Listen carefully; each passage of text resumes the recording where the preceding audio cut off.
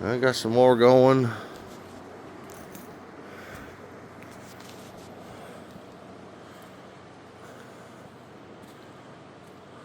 Got some of the roof on. Still got to take all that off and put the OSB board on and insulation, and then back the tin back on. Hopefully we'll seal up all that.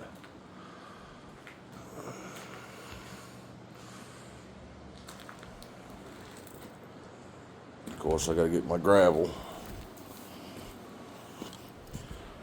16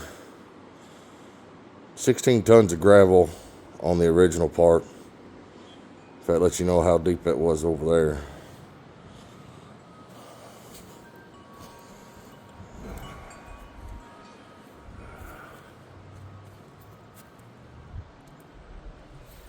Yep.